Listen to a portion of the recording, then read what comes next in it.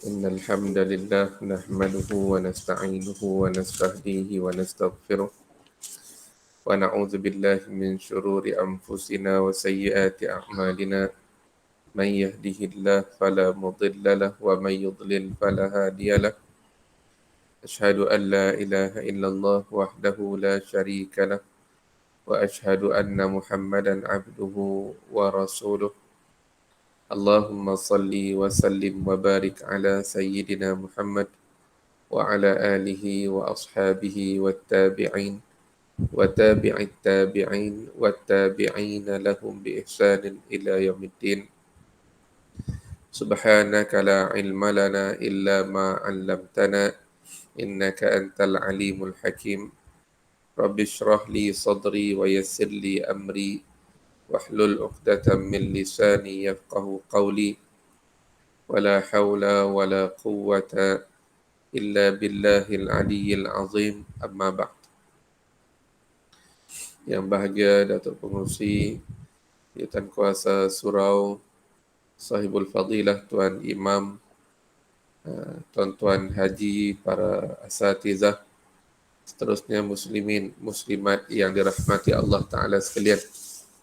Alhamdulillah, sekali lagi setinggi-tinggi kesyukuran kita kepada Allah Subhanahu wa Ta'ala kerana yang pertamanya Allah Ta'ala masih beri kita peluang untuk kita teruskan kehidupan.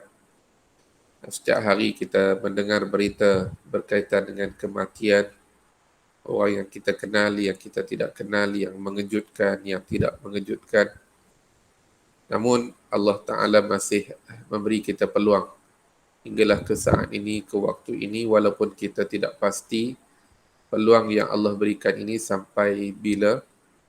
Justru kita isilah saki-baki masa yang ada ini untuk yang pertamanya kita memohon keampunan kepada Allah Subhanahu wa Ta'ala. Yang kedua, kita memperbanyakkan amal saleh sebagai bekal menuju Allah. Yang ketiga, kita memperbaiki kelemahan, kekurangan yang ada pada diri kita.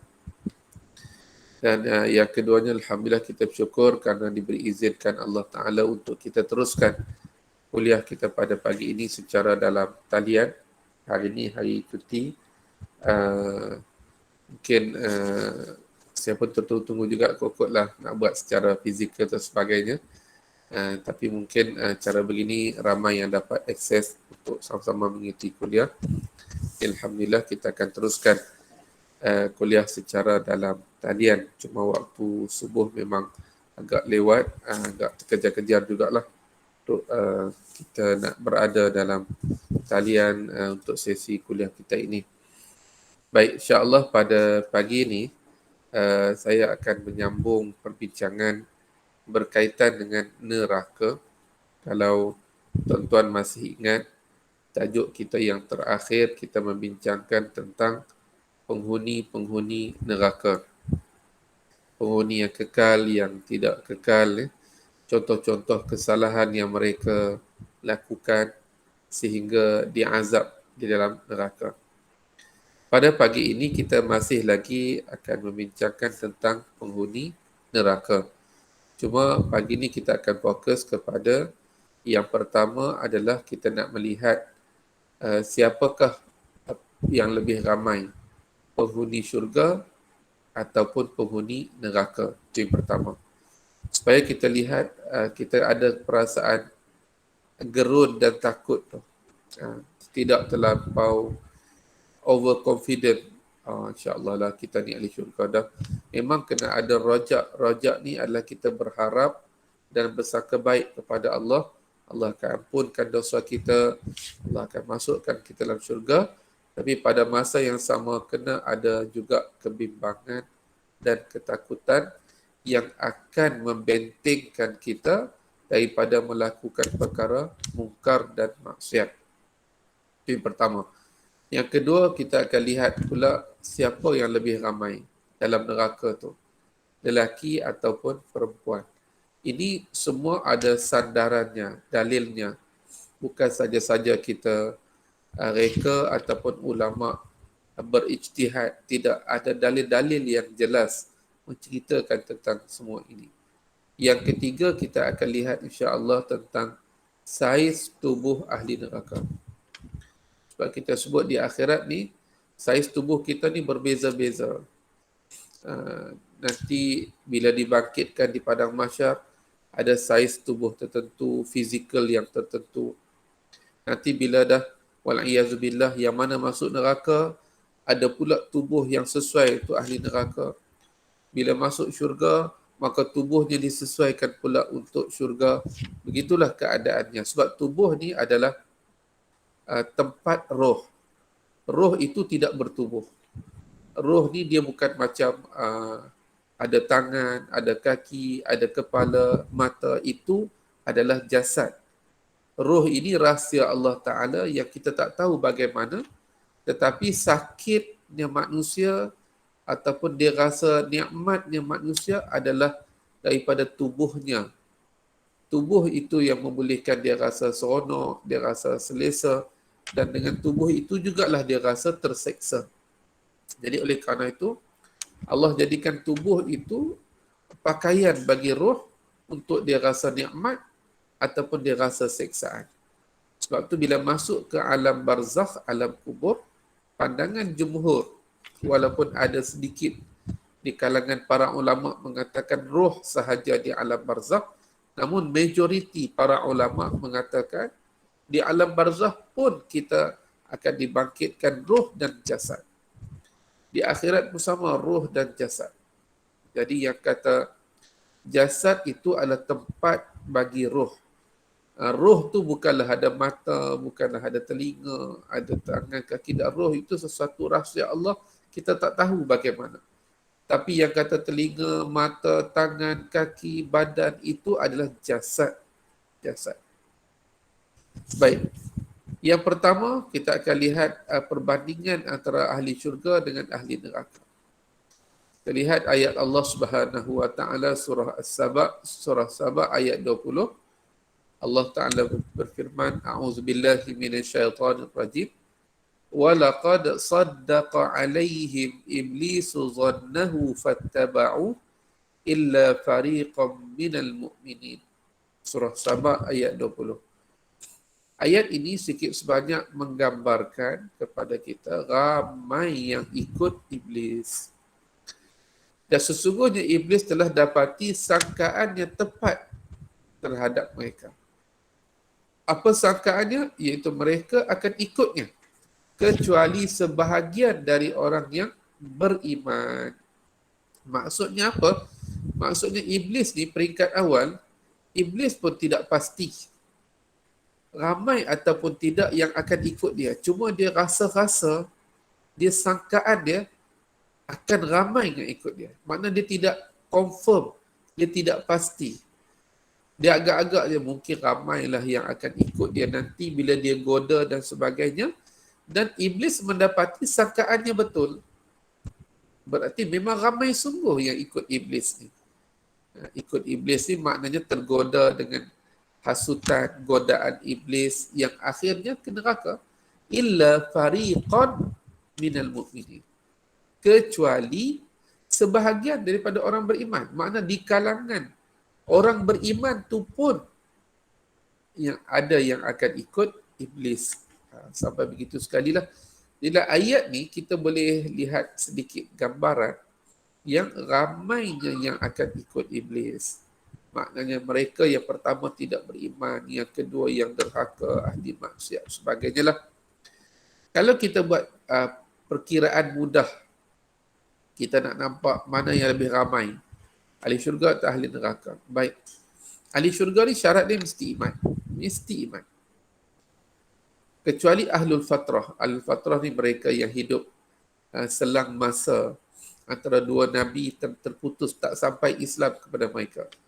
Ataupun ahlul fitrah. Ahlul fitrah ni adalah kanak-kanak kecil lah yang meninggal dunia belum usia baligh, maka mereka pun tidak akan masuk ke neraka. Baik. Syaratnya iman masuk ke syurga. Kalaulah kita kata yang itu, sekarang ni yang hidup di atas muka bumi ni lah bilangan manusia, dan agama mereka, maka kita akan mendapati yang Muslim itu hanya 1/4 penduduk dunia. 1/4 lebih kurang lah. Berarti 3/4 lagi tidak beriman. Makna 3/4 ini sekiranya mereka mati dalam keadaan kekufuran sampai ajakan dakwah, sampai dakwah pada mereka dan sebagainya, maka mereka akan masuk ke neraka.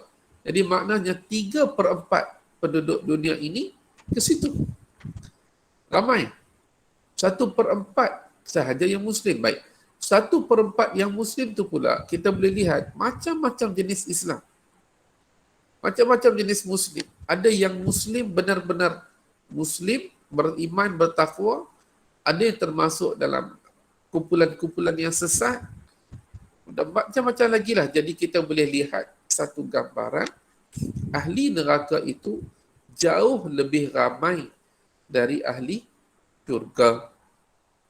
Kita lihat hadis ini. Hadis ni saya tak terjemahkan secara tulisan. Tuan-tuan dengarlah apa yang saya terjemahkan ini. Hadis ini menjadi satu kegerunan kepada para sahabat. Iaitu Nabi SAW bersabda, nanti pada hari akhirat Allah Ta'ala akan berfirman, Ya Adam. Allah panggil, wahai Adam. Lalu Nabi Adam menyahut, labbaika wa sa'daika wal khairu fi yadaik. Nabi Adam menyahut, aku menyahut panggilanmu ya Allah. Segala kebaikan itu ada padamu. Lalu Allah berfirman, akhrij ba'san nar. Wahai Adam, keluarkan daripada zuriatmu ini golongan yang akan masuk ke dalam neraka. Adalah kali tanda-tanda yang Allah Ta'ala letakkan itu. Kemudian Nabi Adam bertanya, wama ba'sun nar. Apakah yang kau maksudkan ya Allah tentang ahli neraka ni, golongan yang akan masuk dalam neraka? Maka Allah Ta'ala berfirman, min kulli alfin tis'umi'atin wa tis'atan wa tis'ina. Allah Ta'ala berfirman, keluarkan daripada 1,000 orang, 999 orang yang akan ke neraka. Jadi macam mana tu? Keluarkan daripada 1,000 orang, 999 ke neraka. Kalau kita merenungi angka tu, pastinya tak senang duduk lah. Tak senang duduk, rasa gelisah, rasa takut. Sebab angka itu angka yang sangat besar. Nisbahnya 999 nisbah seorang. Baik. Fa'indahu yashibus saghir, kata Nabi SAW, kalaulah 999 orang masuk neraka, seorang masuk syurga, maka waktu itu budak kecil pun berubah. Maknanya ketakutan. Kita berada dalam satu kumpulan yang ramai, 1,000 orang, dan di kalangan 1,000 tu seorang yang selamat. Agak-agak siapa seorang tu? Pastinya semua dalam keadaan takut waktu tu. Kalau kita kata 1,000 orang, 100 orang selamat, barangkali ada lagi mungkin peluang kita kan sebut nama seorang sampai kita yang ke 99 orang lain lagi, 100 nama kita. Maknanya masih ada harapan. Tapi kalau ada 1,000 orang, 999 masuk neraka, yang seorang sahaja masuk syurga, makna harapan tu sangat-sangat tipis. Kata Nabi, fa'indahu yashibus saghir, maka ketika itu budak kecil pun beruban. Nak cerita betapa takutnya pada waktu itu. Wa tada'u kullu dhati hablin hablaha, dan perempuan yang mengandung pun gugur kandungan. Wa taran nasa sukara, kamu akan melihat manusia seperti dalam keadaan mabuk. Wa ma hum bisukara walakinna azaballahi syadid, mereka tidaklah mabuk tetapi azab Allah yang sangat pedih. Nak cerita ketakutan waktu itu. Kalau ada budak kecil pun berubat. Kalau ada perempuan mengandung, perempuan tu pun akan keguguran. Nak kita takut untuk nak tunggu result. Siapa seorang yang selamat itu? Kemudian bila Nabi sebut begitu, para sahabat dia mula gelisah. Ya Allah, 1,000 orang, 999 ke neraka. Seorang itu, ya Allah, beruntungnya dia. Lalu sahabat bertanya, Ya Rasulullah, wa ayyuna dhalikal wahid? Wahai Rasulullah, yang ada tak di kalangan kami ni, kata sahabat, yang seorang itu? Yang seorang tu. Seorang yang selamat tu. Ada tak di kalangan kami ni? Nampak para sahabat sendiri pun, mereka ada kebimbangan tentang neraka. Padahal keimanan mereka sangat tinggi, keyakinan mereka sangat tinggi, amalan mereka luar biasa. Mereka susah dan senang bersama Rasulullah. Mereka perang bersama dengan Nabi. Mereka ini tidak ada generasi yang lebih baik daripada mereka, sahabat. Mereka melihat Rasulullah beriman. Namun begitu, kebimbangan mereka luar biasa mengatasi kebimbangan kita pada hari ini. Kita yang hidup jauh daripada Nabi, tidak pernah melihat Rasulullah, hidup pun kadang-kadang begitu, kadang-kadang begini, tetapi bila dibicarakan tentang neraka, tak tersentuh hati kita ini. Seolah-olah perbincangan tentang neraka itu untuk orang lain, seolah-olah begitu. Maka sepatutnya kita yang lebih rasa bimbang dan takut bila cerita tentang neraka. Para sahabat bila mendengar 1,000 orang, 999 masuk neraka, seorang selamat, mereka bertanya, wahai Rasulullah, ada tak di kalangan kami yang seorang tu? Yang kata seorang yang selamat tu, ada tak dari kalangan kami? Sebab ketakutan itu yang ada pada diri mereka. Lalu Nabi SAW bila melihat para sahabat yang dalam keadaan gelisah, takut, Nabi tenangkan para sahabat. Nabi kata, abshiru. Nabi kata, bergembiralah, janganlah takut, jangan gelisah, gembira. Fa inna minkum rajulan wa min ya'juj wa ma'juj alfan. Ini jawapan dia. Nabi kata yang seorang itu memang kamu, yang sebaki yang kata 999 itu adalah Ya'juj dan Ma'juj. Okey. Jadi maknanya kalau Ya'juj Ma'juj ni dia manusia. Sebab tu kalau orang yang belajar tanda-tanda kiamat, belajar dengan melihat dalil-dalil yang ada, bukan dengan membaca buku karangan sesiapalah yang dia beli di pasaran yang menceritakan tentang cerita-cerita akhir zaman. Penulisnya pun bukan ahli agamawan, sekadar orang falsafah, mungkin sekadar bukan bidangnya. Kita akan berjumpa pelbagai tafsiran tentang Ya'juj Ma'juj. Hakikatnya Ya'juj Ma'juj adalah manusia, keturunan Adam. Bukannya Ya'juj Ma'juj ni, minta maaf, seperti yang disebut dalam Israiliyat yang kita dengar daripada kecil, iaitu air mani Nabi Adam AS yang jatuh ke bumi, kena ke tanah, akhirnya membentuk makhluk yang bernama Ya'juj Ma'juj. Itu tidak tepat. Ya'juj Ma'juj ni manusia kerana ada dalil yang lain, termasuk hadis ini. Dan Allah jadikan Ya'juj Ma'juj ni manusia yang memang jahat sejahat-jahatnya. Semenjak mereka dibenarkan keluar pada zaman Zulkarnain, kita pun tak tahu zaman Zulkarnain ni bila, sudah jahat mereka itu. Mereka bila keluar dari tempat mereka, mereka akan merosakkan, melakukan kerosakan, sehinggalah tempat mereka itu dibenteng oleh Zulkarnain. Mereka tak dapat keluar sampai ke hari ini. Dan sampai masanya nanti setelah peristiwa Dajjal dibunuh oleh Nabi Isa, selepas itu akan keluar Ya'juj Ma'juj. Dan Allah sebut dalam Quran, la yudani li ahadin minal alamin. Bila keluarnya Ya'juj Ma'juj ini, tidak ada sesiapa pun yang dapat halang mereka. Halang kejahatan mereka. Mereka bila dah keluar sahaja, berjaya keluar, mereka tak pilih-pilih dah sama ada kamu Muslim atau kamu kafir. Siapa sahaja yang mereka jumpa, mereka akan bunuh dan mereka akan merosakkan apa sahaja. Jahat. Dan memang Allah jadikan Ya'juj Ma'juj ni adalah ahli neraka. Dan bilangan mereka pun sangat ramai. Jadi, kalau dibandingkan kita dengan Ya'juj dan Ma'juj, maka nisbahnya adalah 999 nisbah 1. Tu kalau dibandingkan kita dengan Ya'juj Ma'juj. Maksudnya ini Ma'juj tu masuk ke neraka, kita masuk ke syurga. Itu yang Nabi kata pada para sahabat, absyiru, bergembiralah.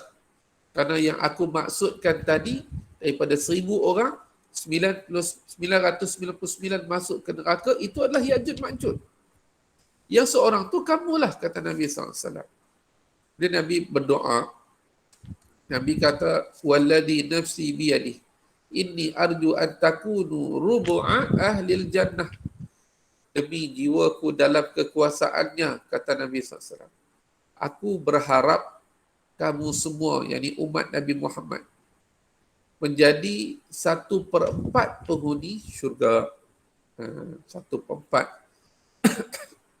Makna kalau kita katalah penghuni syurga tu 100%, maka 25% itu adalah umat Nabi Muhammad. Kita ni sikit je kita ni kalau banding dengan umat sebelumnya, tapi diberi kuota yang sangat hebat dalam syurga. Bila Nabi doa begitu, para sahabat bertakbir, Allahu Akbar, seronok. 25% ahli syurga itu di kalangan umat Muhammad. Kemudian Nabi doa lagi, arju an takunu sulusa ahlil jannah. Aku berdoa, aku berharap agar kamu semua menjadi 1/3 penghuni syurga. Nabi up sikit kota tadi. Mula-mula 1/4 ni 1/3. Lalu sekali lagi para sahabat bertakbir, Allahu Akbar. Kenapa? Kegembiraan. Sebab makin banyak kota ahli syurga untuk umat Nabi Muhammad, peluang nak masuk syurga makin cerah.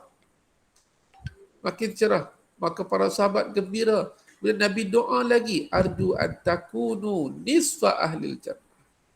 Aku berdoa, aku berharap kepada Allah agar kamu semua menjadi 1/2 penghuni syurga. Allahu Akbar. Kalau 100% penghuni syurga itu 50% di kalangan umat Nabi Muhammad. Ini satu yang luar biasa.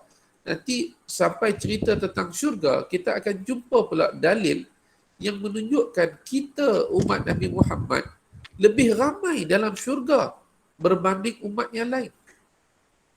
Itu sebagai tanda rahmat dan kasih sayang Allah kepada kita umat Nabi Muhammad sallallahu alaihi wasallam berbanding umat yang lain. Itu keistimewaan yang sepatutnya kita sambut dengan kesyukuran. Kemudian Nabi bersabda, ma antum finnas illa kasya'ratis sauda fi jildi thawrin abyad au kasya'ratin bayda fi jildi thawrin aswad. Nabi kata sesungguhnya kalau nak dibandingkan kuantiti kamu dengan umat-umat sebelumnya, hanyalah seperti sehelai bulu yang berwarna hitam yang berada pada lembu jantan yang berwarna putih, ataupun sehelai bulu yang berwarna putih yang berada pada lembu jantan yang berwarna hitam. Ini Nabi nak buat perbandingan. Kalau nak diikutkan bilangan kita umat Nabi Muhammad dengan bilangan umat-umat yang sebelumnya, hanyalah seperti sehelai bulu sahaja berwarna putih yang berada pada lembu yang berwarna hitam. Bulu-bulu lain yang berwarna hitam itu adalah umat-umat yang sebelumnya. Kita umat Nabi Muhammad ni seperti sehelai bulu yang berwarna putih yang berada pada lembu yang berwarna hitam. Makna ceritanya, kita ni sikit sahaja, tapi Allah beri kemuliaan yang luar biasa sehingga memenuhi lebih daripada 1/2 penghuni syurga. Ini satu keistimewaan yang Allah berikan. Baik. Kenapa ahli neraka? Okey. Tapi tuan-tuan dan rahmati oleh Allah Ta'ala sekalian, ada satu lagi hadis yang saya tidak muatkan dalam slide ini yang menunjukkan nisbah yang berbeza. Iaitu ada satu hadis lagi tuan-tuan hadis Nabi SAW diriwayatkan juga oleh Imam Al-Bukhari, kelak pada hari akhirat Allah Ta'ala akan memanggil Nabi Adam alaihissalam. Lalu Nabi Adam pun menyahut panggilan Allah. Allah Ta'ala berfirman, "Hadza abukum Adam." Ini adalah bapa kepada kamu semua, Adam alaihissalam. Lalu Allah Ta'ala menyuruh Nabi Adam, "Akhrij ba'sa jahannama min dzurriyyati." Keluarkan daripada zuriatmu ahli neraka. Dia lebih kurang tadi, tapi angka yang disebut dalam hadis ini berbeza. Yang ini barulah betul-betul kita tanpa termasuk Ya'juj Ma'juj. Tadi kalau termasuk Ya'juj Ma'juj tu nisbahnya adalah 1999 nisbah 1. Yang ini nisbah kita sahaja tanpa Ya'juj Ma'juj. Hadisnya dia sahih. Hadis tadi pun sahih.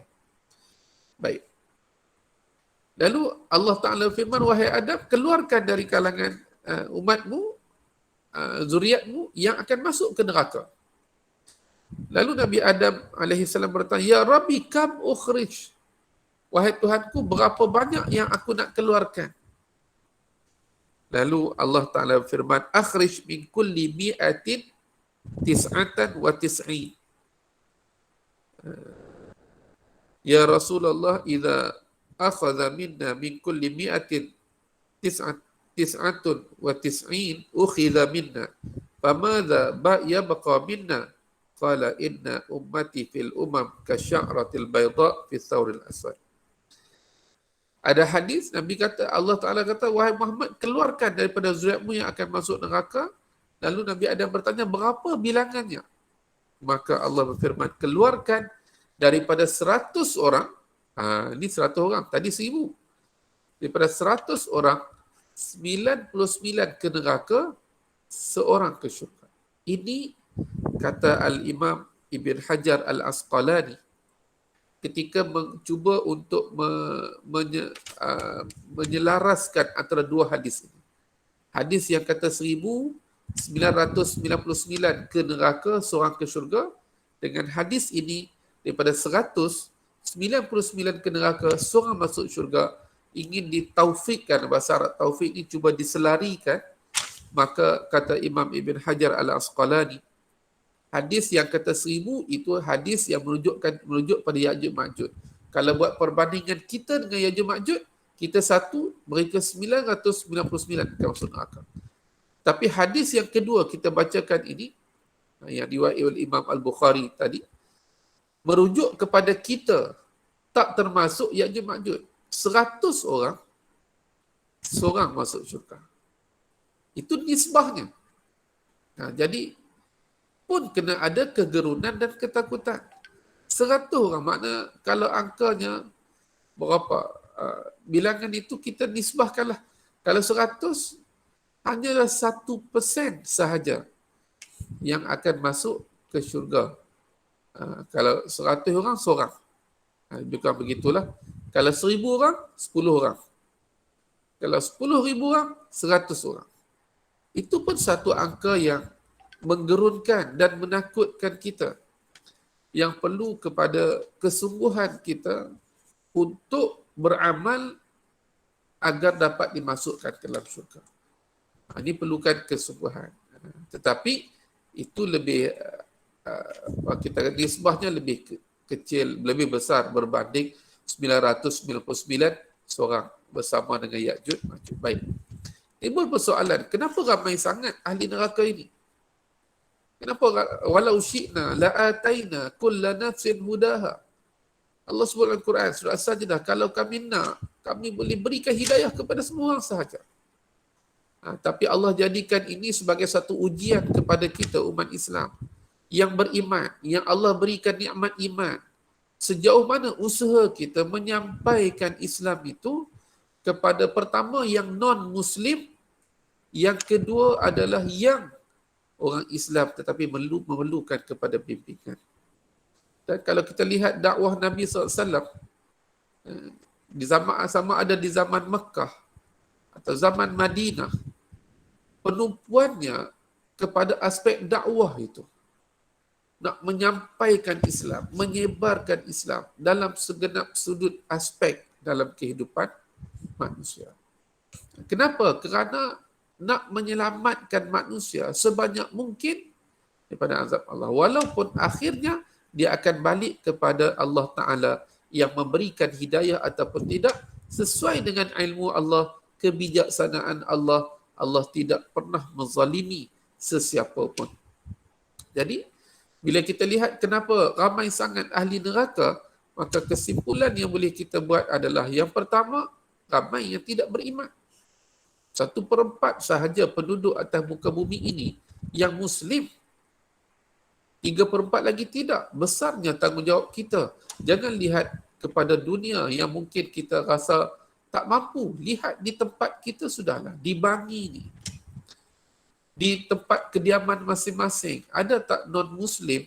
Kalau ada, sampai ataupun tidak, disalah dakwah itu kepada mereka. Dengan penuh hikmah dan kebijaksanaan lah. Maksudnya sampai ataupun tidak. Yang kedua, di kalangan orang Islam pula, ramai yang mengikut hawa nafsu, syahwat yang kita lihat terlibat dengan maksiat, kemungkaran. Itu kerana mereka menurut kehendak hawa nafsu. Menurut ajakan, hasutan, godaan syaitan. Dah satu lagi pula di kalangan orang Islam yang kena neraka. Kalau Allah tak ampunkan dosa mereka. Seterusnya di kalangan orang Islam pula, ada yang tidak beramal. Dia tahu benda tu haram, tapi dia tidak jauhkan diri dia. Dia tahu benda tu wajib, dia tak buat. Dan di kalangan orang Islam tu pula, ada yang buat amalan tak ikhlas. Maksudnya, buat amalan kerana nak tunjuk-tunjuk pada orang. Riak, ujub, takabur, penyakit-penyakit yang merosakkan amalan. Maknanya kalau kita lihat secara sepintas lalu, kita akan dapat lihat memang ahli neraka lebih ramai daripada ahli syurga. Jadi kita ni nak masuk dalam golongan itu. Golongan yang pertama Muslim. Yang kedua adalah yang dapat kawal hawa nafsu, syahwat. Yang ketiga yang dapat memperbanyakkan amalan. Yang keempat adalah menjaga hati supaya tidak timbul perasaan menunjuk-nunjuk. Riak, buat kerana nakkan orang lihat kita buat. Jadi nak masuk ke syurga tu, makna ia sesuatu yang sangat berat, sangat berat. Yang perlukan kepada kita bersungguh-sungguh agar Allah Ta'ala bantu kita. Jadi bila kita bincang tajuk penghuni neraka ni, kena ada rasa bimbang dan takut. Kena ada kesungguhan dalam ibadah. Yang kedua, siapa yang lebih ramai dalam neraka, lelaki atau perempuan? Yang ni mungkin kalau kita bincang akan ada, mungkin ada timbul pertanyaan, kenapa mesti golongan ini? Kenapa? Kalau kita lihat hadis, saya akan membaca beberapa hadis yang sahih yang merujuk kepada persoalan ini. Yang manakah yang lebih ramai, lelaki ke perempuan? Lelaki ke perempuan? Tanpa kita kata bias gender dan sebagainya, tidak. Nak cerita dalil-dalilnya. Nabi menyatakan, tengok hadis ini. Ya ma'syaran nisa' tasaddaqna fa inni uritukunna aktsara ahli an-nar faqulna wa bima ya Rasulullah qala tuksirna al-'ana wa takfurna al-'ashir. Nabi SAW pernah ketika menunaikan solat sunat duha, sembahyang sunat duha, Aidil Adha ataupun Aidil Fitri, Nabi pun lalu dan Nabi melalui sekumpulan perempuan. Nabi kata, ya ma'syaran nisa, wahai golongan perempuan, tasaddaqna, banyak-banyaklah bersedekah. Kerana aku diperlihatkan di kalangan kamu ini ramai ahli neraka. Kamu ini maksud bukan tunjuk pada sahabat-sahabat yang perempuan. Di kalangan perempuan itu ramai yang menjadi ahli neraka. Bila Nabi sebut begitu, maka sahabiat, sahabat-sahabat di kalangan perempuan ini bertanya, "Wabima ya Rasulullah? Kenapa begitu wahai Rasulullah?" Nabi SAW bersabda, tuksirna la'na. Pertama, kamu banyak melaknat. Ni makna dosa lidah. Dosa lidah. Dosa lidah ni maksudnya lidah tu dia mudah sangat nak maki hamun ataupun mencerca. Termasuk juga kata para ulama dosa mengumpat, menceritakan keaiban. Minta maaf kepada semua muslimat yang ada dalam ni. Bukan saya saja-saja pilih hadis ni nak letak tak, memang perbincangan tajuk ni ada. Yang kedua, dulu, minta maaf, dulu orang perempuan dahulu mereka banyak berada di rumah. Jadi bila berjumpa dengan perempuan, jiran-jiran sebagainya, maka itu ruang mereka bersembang. Bila dah bersembang itu, maka bercerita dan sebagainya. Yang kedua, ketika beremosi, ketika marah. Bila ketika marah itu, mereka akan keluarkan apa sahaja perkataan yang mereka simpan, perasaan marah itu. Hari ini mungkin bila melihat ramai bekerja, jadi bila ramai bekerja ni dia disibukkan dengan kerjanya, mungkin dari aspek itu ruang kita kata nak banyak ceritakan keaiban orang dan sebagainya, mungkinlah kita lihat terhalang sikit yang orang bekerja ni sibuk. Tapi kalau ada masa yang panjang, maka bila bersembang dia akan jadi begitu. Yang pertama dosa lidah, yang kedua wa takfurnal ashir. Takfurnal ashir ni adalah dosa kepada suami. Kita tengok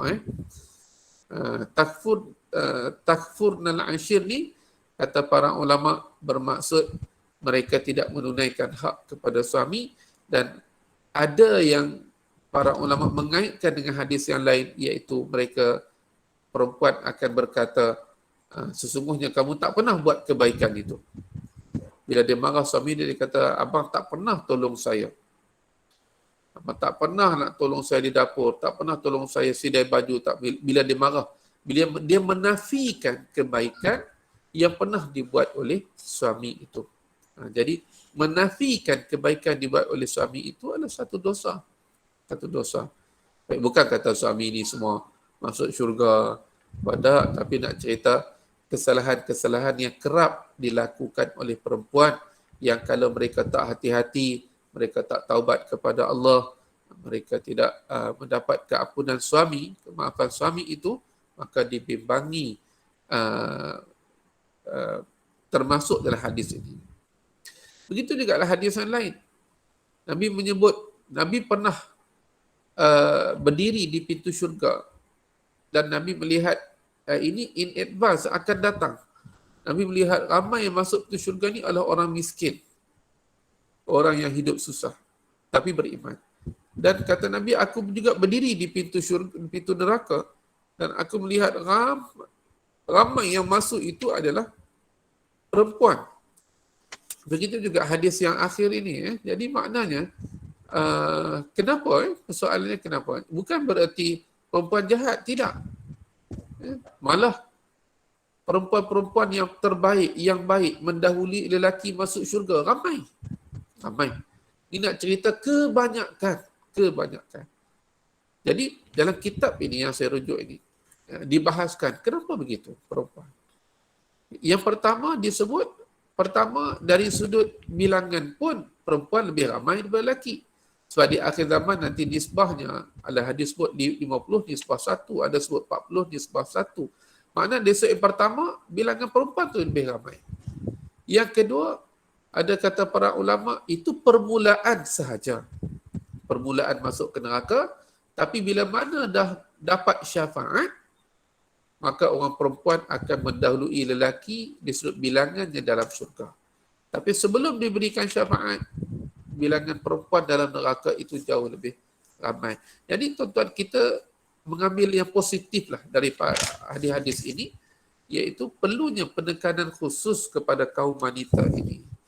Tarbiyah, pendidikan anak-anak kita, pakaian, adab dan sebagainya. Lelaki ni dia, kita kata, ialah Allah jadikan begitu, sesuailah dia bekerja, keluar sana, keluar sini. Auratnya pun simple sahaja. Pakaian dia untuk tutup aurat pun simple. Tetapi kalau perempuan ini, dia betul-betul kena tutup aurat.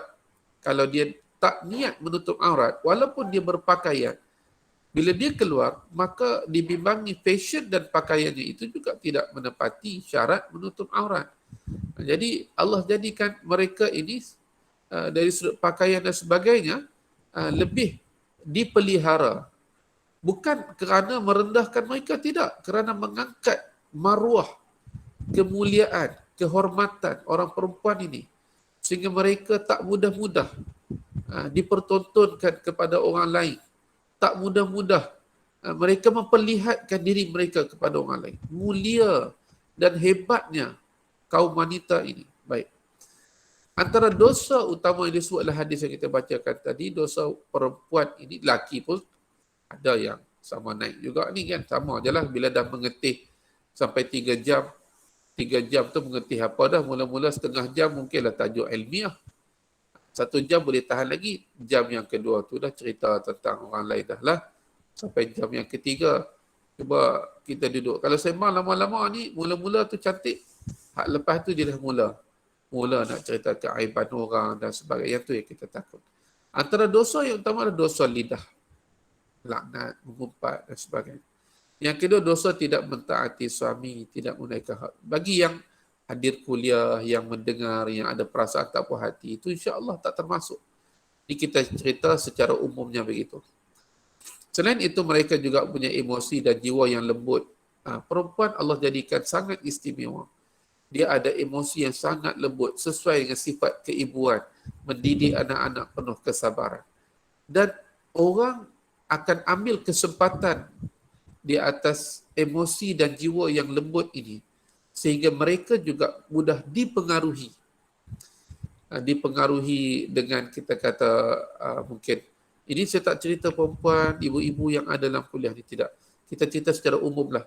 Dipengaruhi dengan kemewahan, dia nampak lelaki yang kaya sikit, dia dah mula tertarik. Dipengaruhi dengan kecantikan, nampak ini handsome sikit. Ataupun dipengaruhi dengan kata-kata yang lembut dan sebagainya lah. Dia ada kebaikannya, tetapi kebaikan ini, orang yang jahat ini dia akan manipulate keistimewaan yang ada pada perempuan itu. Sebab tu kita lihat nanti, bukan nantilah, cerita tentang Dajjal. Antara yang ramai ikut Dajjal tu siapa? Juga kaum perempuan. Bukan kerana mereka tak baik, tak, mereka baik. Tapi ada yang terlalu mengikut emosi dan perasaannya. Baik. Tidak dinafikan, ayat ni sepatutnya menenteramkan semulalah. Kan? Tidak dinafikan masih ramai perempuan yang menjadi ahli syurga, malah ada yang mendahului lelaki masuk ke syurga. Jadi cuma kita kaum lelaki ni, kita ambil ibrah, ambil pengajaran, berikan tumpuan yang sepatutnya kepada isteri dan anak-anak, khususnya anak perempuan. Sebab apa? Kita datang ke masjid surau, kita dengar kuliah, kita terima ilmu-ilmu, tetapi isteri dan anak-anak kita di rumah, siapa yang ajar mereka? Siapa yang didik mereka? Mereka dididik oleh TV, rancangan, movies, filem-filem dan sebagainya. Itu yang sedang mendidik mereka. Sedangkan yang lelaki pergi masjid surau. Jadi makna tidak ada kesinambungan ilmu antara ketua keluarga dengan, jadi tidak boleh tidak, maka perlu diberi perhatian khusus untuk mereka. Sama ada bawa ke masjid surau, alhamdulillah kuliah secara online, mereka boleh turut duduk dan dengar sebagai contoh. Ataupun dalam YouTube, banyak hari ini banyak ilmu, banyaklah ruang sebenarnya untuk kita mendidik isteri dan anak-anak itu supaya mereka dapat menjadi insya-Allah ahli syurga dan dapat paling tidak pun nanti mana tahu di akhirat memberi syafaat pula kepada kita. Begitulah. Jadi saya nak berhenti, saya tengok 7.40 dah melewati masa agak jauh. Nanti insya-Allah akan datang kita akan lihat pula tajuk saiz tubuh ahli neraka. Jadi dah selesai dua tajuk kecil, iaitu ahli syurga, ahli neraka, siapakah yang lebih ramai. Yang kedua, siapakah yang lebih ramai dalam neraka, lelaki ataupun perempuan. Jadi sekadar tu Datuk dan semua jemaah yang ada, mudah-mudahan ada manfaatlah untuk diri saya dan semua yang mengikuti kuliah pada pagi ini. Allahu a'lam, saya tak pastilah nak dibuka soalan atau bagaimana. Assalamualaikum warahmatullahi wabarakatuh. Assalamualaikum warahmatullahi wabarakatuh.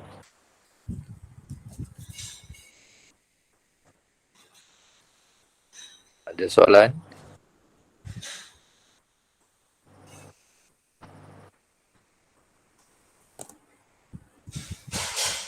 Mungkin tak ada, Ustaz.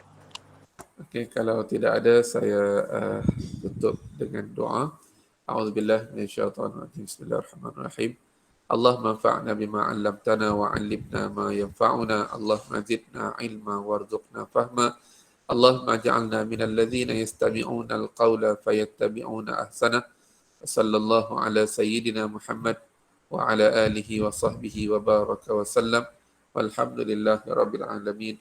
Subhanakallah bihamdika asyhadu an la ilaha illa anta. Assalamualaikum warahmatullahi wabarakatuh. Assalamualaikum warahmatullahi wabarakatuh. Syukran jazilan, Ustaz. Terima kasih. Terima kasih, Ustaz.